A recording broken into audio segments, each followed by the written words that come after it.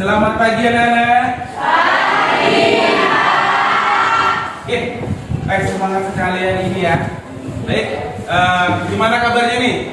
Baik. Alhamdulillah, saudara semua sehat-sehat ya. Iya. Baik, hari ini siapa yang tidak berangkat? Wah, rajin-rajin kelas ini ya. Iya. Biasanya kayak gini nggak? Iya. Tapi hari ini berangkat semua? Iya. Baik, pada pertemuan kali ini saya akan melakukan bimbingan klasikal di kelas 12. Nah, jadi sebelum kita melakukan bimbingan klasikal, alangkah baiknya agar kegiatan kita lancar, berjalan dengan baik. Sebelum memulai kegiatan, kita mulai dengan doa. Baik, silakan Arda ketua kelas untuk memimpin doanya. Kita mulai pada hari ini, mari kita berdoa menurut agama dan kepercayaan masing-masing. Doa mulai. Doa besar. Minggu lalu kita sudah melakukan bimbingan klasikal. Kemudian kita lanjutkan pada pertemuan kali ini. Minggu lalu kita sudah membahas tentang ada yang ingat nggak tentang apa? Lupa. Kenakalan remajanya lupa. Oke. Baik. Pada hari ini kita akan melanjutkan pada kali ini kita akan membahas materi mengenai mencegah kenakalan remaja. Sudah tahu pada? Belum? Oke. Sebelum mulai kegiatan, biar kita fresh, biar kita segar, berdiri dulu ya. Yuk berdiri dulu, kita ice breaking dulu. Jadi ice breaking kali ini adalah saya punya permainan, itu namanya semut gajah. Semut gajah. Jadi nanti ketika saya bilang semut, tangan kalian harus gini. Coba dulu, semut.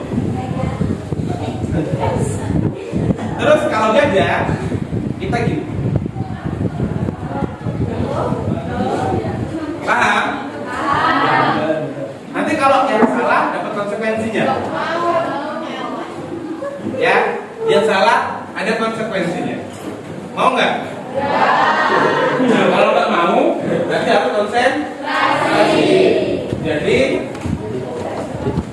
ice breaking ini adalah untuk kita lebih konsentrasi, melatih konsentrasi kita dan melatih kejujuran kita. Jadi nanti siapa yang salah bakal ketahuan. Oke? Bisa dimulai? Gajah semut gajah.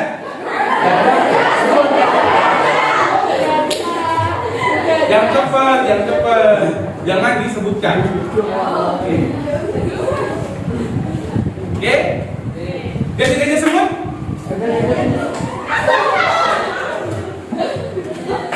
Benar atau salah?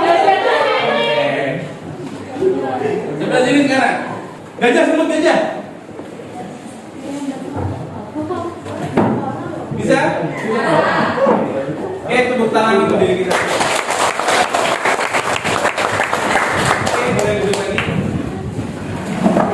Baik, kita akan membahas materi mengenai mencegah kenakalan remaja. Ada yang sudah tahu apa aja itu kenakalan remaja? Tahu? Miras, tawuran,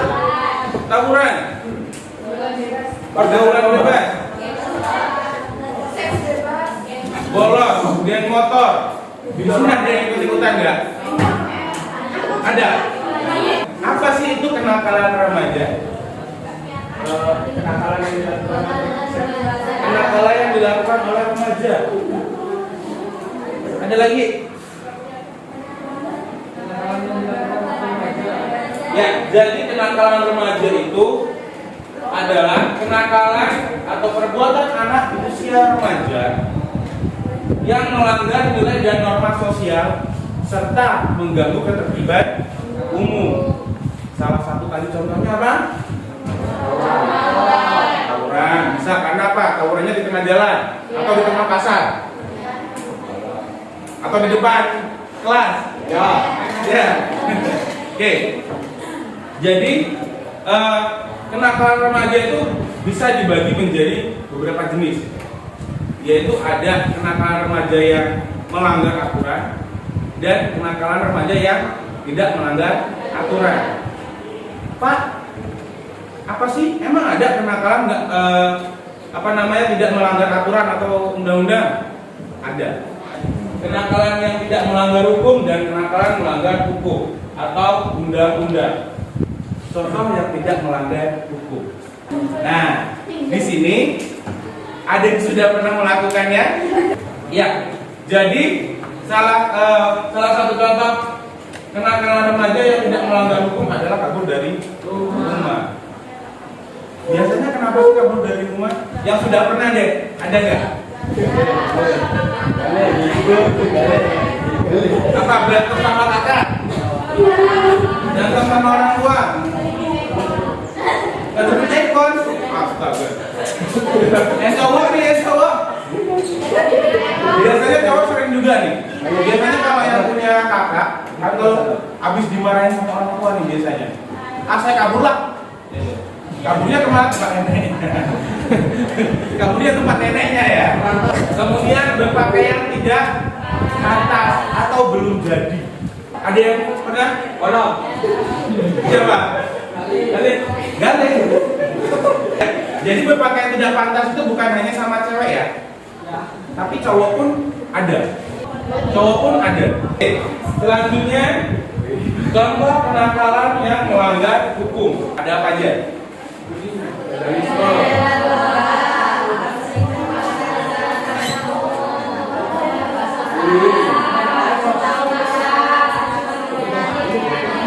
Ya, tadi seperti yang sudah disebutkan di awal ya, ketika saya tanya, sudah tahu belum contoh-contoh kenakalan remaja? Ada yang bilang tawuran, kemudian ada yang bilang apa tadi? Pemerkosaan atau geng motor. Kemudian salah satunya juga narkoba. Pak, emang ada Pak anak remaja di sekolah itu mengedarkan narkoba? Jadi justru sekolah itu menjadi sasaran empuk bagi para pengedar narkoba. Karena apa? Awalnya pasti coba. Ditawarin sama teman, coba nih.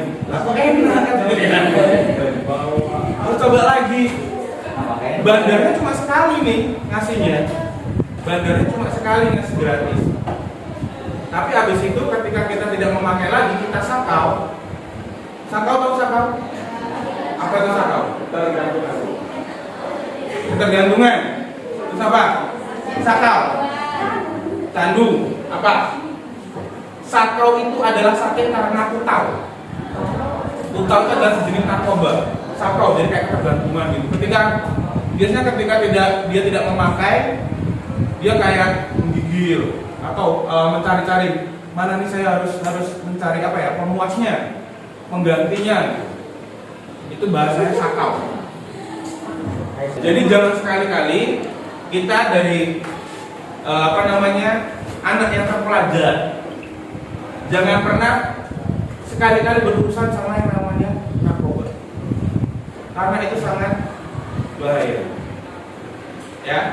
Oke, kemudian aksi mencoret-coret sarana umum, kemudian coret-coret meja, kemudian ada pemerkosaan. Jadi biasanya penyebab pemerkosaan itu apa sih? Mungkin bahasa anak-anak sekarang sange atau nafsu. Ya, nafsu. Terus apa lagi? Kesempatan. Ya. Kalau kesempatan itu kayaknya enggak pemerkosaan ya jatuhnya. Sama mau. Ya. Terus apa lagi? Pergaulan bebas. Berpakaian yang terlalu terbuka atau tadi yang namanya tidak pantas. Jadi, Pak, tapi ada kok Pak yang berpakaian rapi, pakai jilbab, semuanya tertutup, tetap diperkosa Pak. Jadi, makanya tidak bisa disalahkan salah satu pihak. Jadi ya, salah satu efeknya ada efek dari menonton video porno juga termasuk Itu efeknya lebih parah daripada narkoba. Kecanduan video porno itu efeknya lebih parah daripada narkoba. Karena itu langsung merusak saraf. Saraf kita itu langsung terangsang untuk selalu melihat seperti itu. Jadi walaupun yang kita lihat itu mungkin ceweknya tertutup, tapi dalam pikirannya atau bahasa sekarang namanya apa? Imajinasi atau fetis. Itu melihat, oh saya penasaran, saya pengen tahu nih. Jadi tidak hanya selalu ceweknya. Kalau saya bilang, ih bapak ngebela cewek, enggak. Saya nggak ngebela cewek juga. Saya tidak membenarkan juga kayak gitu. Jadi tergantung dari kitanya ya. Jadi jangan hanya melihat gara-gara cewek yang berpakaian seksi. Nah, kemudian ada aksi tawuran sama aksi penganiayaan. Ya. Ada aksi tawuran, ada aksi penganiayaan. Biasanya disebabkan apa sih? Yang nyebabin adanya tawuran sama penganiayaan? Cekcok, salah paham, konflik antar geng, konflik antar sekolah, apalagi konflik antar kampung, perebutan cewek, konflik antar Oke, biasanya terjadi itu karena masalah individu dulu. Ya, masalah individu ujung-ujungnya ngajak temen nih. Nah, aku punya masalah yuk. Yuk ikut aku yuk. Kemana ke sana? Emang kamu nggak berani sendirian? Kalau digituin bingung dia. Nah terus kemudian biasanya antar geng nih atau antar circle. Kalau di sekolah biasanya antar circle nih. Yang sering biasanya cewek-cewek. Emang reset ya? Emang reset cewek-cewek ya? Jadi biasanya kalau cewek-cewek itu atau circle di sekolahan itu antar cewek biasanya gara-gara menggosipin sesuatu. Biasanya. Kalah saing. Oh kalah saing nggak terima gitu ya? Saling ngomongin. Ya biasanya yang tahu cewek-cewek lah gitu kan. Jadi mungkin bisa kalah saing satu. Yang kedua yaitu tadi tentang kita ngegosip biasanya. Yang ketiga karena cowoknya mantan kita. Jadi cowoknya itu gara-gara cowok gitulah ya. Gara-gara cowok pertama pacaran sama salah satu anggota circle A, kemudian pindah atau putus pacaran sama salah satu anggota circle B. Nah yang sebelumnya nggak terima. Oh nggak terima gitu. Oke. Ya. Jadi kalau di sekolah biasanya juga tawurannya penyebabnya seperti itu, dan kalau di laki-laki biasanya juga atau di anak-anak itu berawal dari bully. Ada yang suka membuli atau dibully di sini? Biasanya orang yang dibully itu punya dendam. Iya, nggak bisa. Iya, dia nggak berani. Awas lo ya, aku di sekolahan nggak berani balas. Lihat lo ya nanti di rumah ya. Biasanya kayak gitu. Tapi saya harap walaupun di sini sering bercandaan atau yang kalian tadi bilang dibully itu berarti itu masih sekedar atau dalam tahap bercanda ya. Nggak sampai yang membuli benar-benar menyakiti banget lah gitu. Baru sekedar bercandaan. Kemudian penyebab kenakalan remaja. Tadi kan kita sudah sedikit membahas mengenai apa aja sih kenakalan remaja itu. Nah sekarang kita bahas tentang penyebab kenakalan remaja. Satu ada keluarga. Sekarang saya tanya, kenapa keluarga menjadi salah satu penyebab dari kenakalan remaja? Coba angkat tangan. Angkat tangan. Ayo. Terlalu dikekang, terus jadi kita bohong. Tepuk tangan. Ada lagi. Angkat tangan. Ayo angkat tangan, angkat tangan. Angkat tangan, angkat tangan. Angkat tangan. Apa? broken home.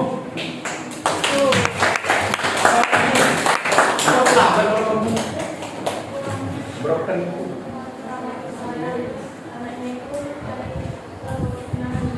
Kurang kasih sayang sehingga anak mencari kesenangan di luar. Oke. Ya, silakan. Gimana?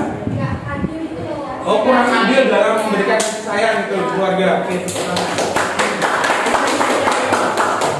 Jadi, kenapa sih kok keluarga itu menjadi salah satu penyebab adanya atau timbulnya kenakalan remaja? Ya, tadi disebutkan kurangnya kasih sayang, nggak adil, broken home. Terus apa lagi tadi? Terlalu dikekang. Jadi keluarga itu adalah awal di mana kita melihat kehidupan. Jadi kita melihat itu pertama dalam keluarga. Gimana sih keadaan di keluarga kita? Tadi dibilang saya kurang kasih sayang, makanya saya keluar nih nyari kebebasan. Kemudian saya dikekang. Jadi apa? Saya dikekang. Saya dikekang Pak di keluarga. Orang tua saya selalu menginginkan saya seperti A, B, C, D, E. Sedangkan kakak saya tidak seperti itu. Kemudian saya tidak pernah disayang Pak sama orang tua saya, karena orang tua saya berpisah. Itu tadi salah satu menjadi penyebab. Dia mencari kenyamanan di luar, mungkin di jalan atau mungkin di lingkungan lain. Kemudian itu berkaitan nih ke lingkungan. Yang tadi saya bilang, ketika dia keluarga dia sudah tidak nyaman, dia nyari lingkungannya. Kemana sih saya?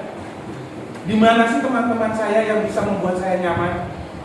Kalau udah negatif lingkungannya, kemudian berpengaruh sama pergaulannya, ya sudah. Jadilah dia yang seperti itu. Ditambah kurangnya tentang pemahaman tentang agama. Kemudian yang terakhir, membentuk krisis identitas. Ada yang tahu gimana? Apa sih maksudnya krisis identitas itu? Ada yang tahu nggak? Pak, krisis identitas itu gimana Pak gitu? Mencari jati diri. Ya. Terus apa lagi? Oke, saya contohkan. Di sini semua punya sosial media kan? Punya. Pasti semua punya 2 akun. Rata-rata pasti punya 2 akun. Yang satu akun second akun, yang satu akun real. Ya kan? Yang second akun ini biasanya untuk stalking. Biasanya. Saya contohkan dulu loh. Biasanya itu untuk stalking atau segala macam. Yang pertama ini akun real kita, yang kita buat untuk ya benar-benar itu loh yang kita posting di sosial media. Itu. Kemudian setelah kita tahu tadi itu penyebabnya, kita akan mendapat dampak dari kenakalan yang kita buat. Salah satunya yang pertama adalah dilabeli sebagai remaja tak berguna. Remaja yang tak berguna. Udah nakal, kamu nih jadi anak nggak berguna. Udah pernah belum digituin sama orang tua?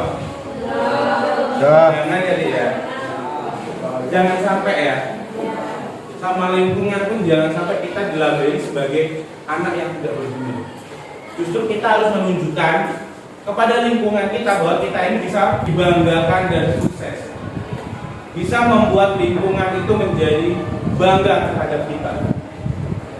Kemudian memendam rasa malu yang sulit dihilangkan. Kok memendam rasa malu Pak? Contoh tadi, ketika diperkosa atau melakukan pemerkosaan, malu nggak? Nggak cuma kamu yang malu, tapi keluarga. Kemudian kalian pemakai narkoba atau pengedar narkoba dikenal, ih si A, dia itu pengedar narkoba. Di mana-mana kalian jalan, kalian nongkrong, ih si A yang pengedar narkoba itu. Risih nggak kalian? Malu nggak kalian kalau kayak gitu? Atau malah bangga? Oke. Kemudian kurang dipercaya dalam keluarga dan pergaulan. Pasti tidak dipercaya ketika kita sudah melakukan kesalahan. Selanjutnya dianggap imannya masih lemah. Imanmu lemah. Kenapa? Karena saya melakukan kenakalan itu tadi. Pak, bisa nggak sih Pak dimaafkan? Bisa. Tetapi yaitu tadi prosesnya lama. Ya. Kemudian mempermalukan orang tua dan sekolahannya. Nah, kita sebagai warga sekolah atau sebagai orang berpendidikan, jangan sampai kita melakukan hal seperti tersebut. Contoh seperti tadi kita berantem, yang katanya tadi tawuran sama sekolah dari luar Pak.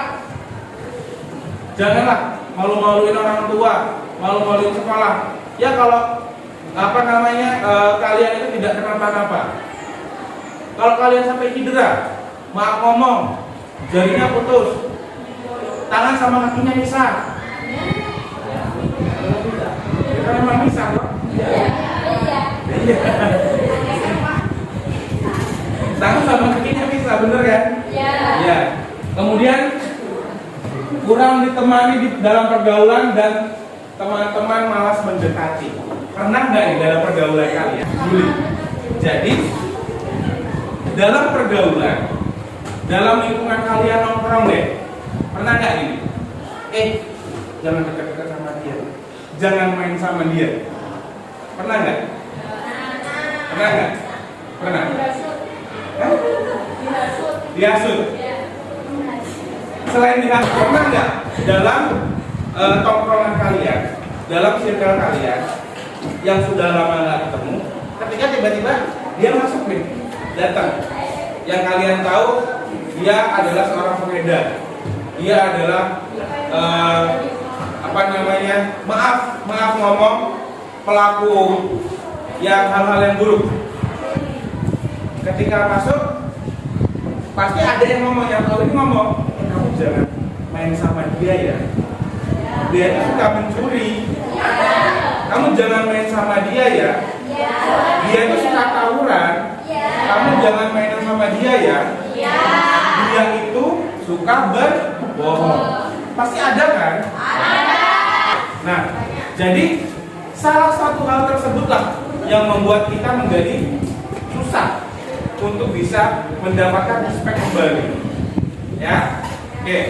Gimana sih caranya kita untuk mencegah hal-hal seperti itu atau mencegah kenakalan remaja itu? Pertama dari keluarga dulu. Ya, jadi kita tanamkan nilai-nilai baik pada diri kita. Di sini ada yang punya adik. Yang punya adik ada. Jadi kita sudah tahu nih. Kita sudah tahu bagaimana sih dampak dari kenakalan itu. Bagaimana sih efeknya seperti apa? Kita sudah tahu nih. Ada yang mau seperti itu. Nah, jadi alangkah lebih baiknya dalam keluarga itu kita tanamkan hal-hal yang baik. Contohnya apa? Dalam keluarga nih, biasanya kita ngajarin yang baik itu apa? Atau kita diajarkan yang baik itu apa? Beribadah. Terus apa? Saling memeluk. Terus saling menyayangi. Terus apa lagi? Saling menghargai. Tidak miskomunikasi. Berkomunikasi yang baik, ya. Terus apa? Tutur kata yang baik. Nah, itu harus kita tanamkan. Jadi salah satu penyebabnya tadi kenapa kita melakukan hal itu adalah kurangnya ada komunikasi. Makanya sekarang kita buat di dalam lingkungan keluarga kita komunikasi yang baik. Kita buat nih suasana yang nyaman dalam keluarga. Yang tadi gak pernah ngobrol, sekarang dirangkul ngobrol. Sekarang yang ini mbaknya di rumah ngobrol nggak sama orang rumah? Intens nggak? Kadang. Kenapa kadang-kadang? Orang tuanya sibuk ya, jadi jarang untuk bisa ngobrol. Tapi dipastikan setiap hari itu kalau bisa ngobrol ya. Terus mbaknya di rumah gimana? Ngobrol. Cerita nggak? Kadang. Sama permasalahan di sekolahan ngobrol nggak? Enggak. Mbaknya ngobrol. Jadi setiap kita ada kegiatan apa di rumah, di sekolah ngobrol. Ada masalah ngobrol. Oke, bagus. Yang cowok ngobrol nggak di rumah? Ngobrol. Ngobrol ya. Iya. Jadi sama orang tua kita harus bercerita. Masalah apapun, sekecil apapun kita punya masalah, itu sebaiknya dikomunikasikan dengan keluarga. Jadi ketika nanti tiba-tiba timbul suatu yang besar, keluarga itu tahu, ya. Jadi tidak kaget lagi. Menanamkan nilai-nilai baik sejak dini pada diri kita. Jaga komunikasi tetap terbuka dengan keluarga. Kemudian dorong diri kita untuk mengikuti kegiatan positif. Contohnya apa? Sembahyang atau ibadah. Apalagi olahraga, bersih-bersih, mengikuti kegiatan sekolah, ekstrakurikuler sekolah. Apalagi saling berbagi atau saling membantu. Apalagi kalau di lingkungan kalian masuk Karang Taruna nggak? Masuk. Aktif nggak? Aktif. Benar. Biasa aja. Kalau disusul baru berangkat.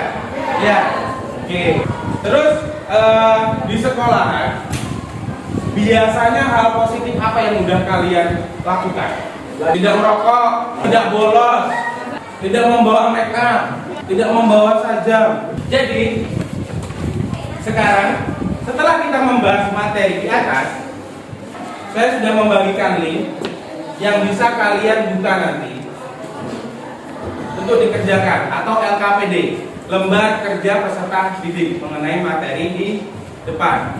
Jadi nanti bisa kalian isi, ya, bisa kalian isi, kemudian dikumpulkan. Jadi kalian tahu nih apa yang udah kita bahas. Paham? Oke. Kalau gitu, sekarang saya mau tahu nih, gimana sih sekarang pemahaman kita mengenai cara mencegah kenakalan remaja. Ada yang bisa dikumpulkan dari yang kita bahas tadi? Kita kan sudah sambil ketawa-ketawa nih tadi. Gimana sih cara kita mencegah kenakalan remaja itu? Dengan melakukan hal positif, terus mendekatkan diri kepada, lebih mendekatkan diri kepada keagamaan atau Tuhan. Jadi salah satu hal baik, salah satu caranya adalah seperti itu. Gimana sih kita bisa mencegah kenakalan remaja? Adalah dengan lebih mendekatkan atau memahami tentang agama, lebih bersikap positif, tidak tidak merusak komunikasi dalam keluarga. Jadi lebih hangat lagi keluarganya. Ya, kesimpulannya, bagaimana sih kita agar kita tidak masuk dalam atau tidak melakukan kenakalan remaja tersebut? Dengan lebih hangat kepada keluarga, menjaga komunikasi, mendekatkan diri kepada Tuhan, dan tidak salah pergaulan atau berperilaku yang positif. Oke. Selain LKPD tadi, saya masih punya permainan terakhir untuk kalian biar lebih paham mengenai materi ini. Permainannya yes or no. Jadi nanti saya akan memberikan pernyataan kepada kalian. Tinggal kalian menjawab antara yes or no. Yes atau tidak. Oke. Coba didengarkan. Dengarkan pernyataan saya. Pernyataannya, bukan pertanyaannya. Saya diajak untuk mencoret-coret tembok. No.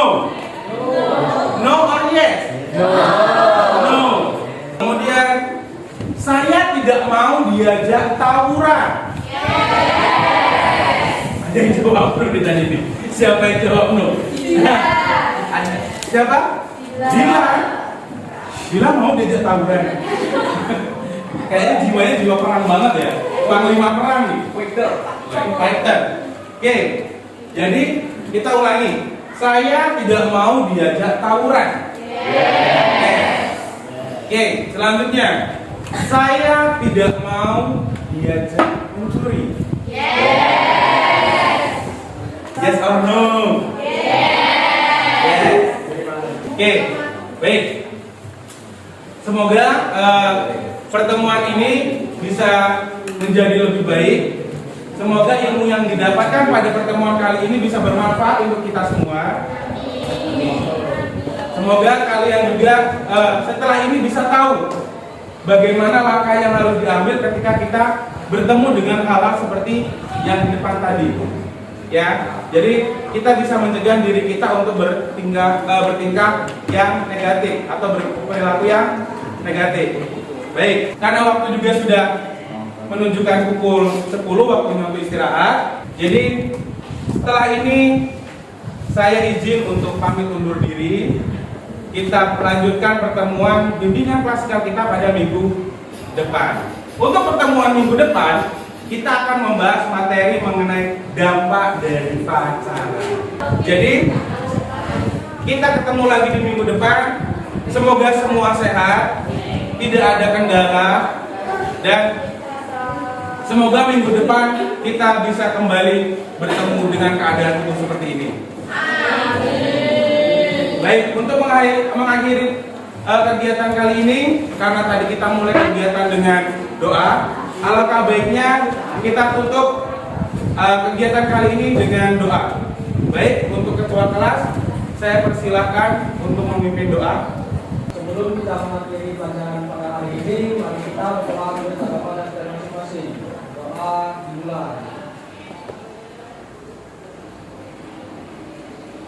Doa selesai. Oke, baik. Untuk mengakhiri kegiatan kali ini, saya ucapkan terima kasih kepada kalian semua. Silahkan kalian siap-siap untuk istirahat, dan saya ucapkan selamat siang.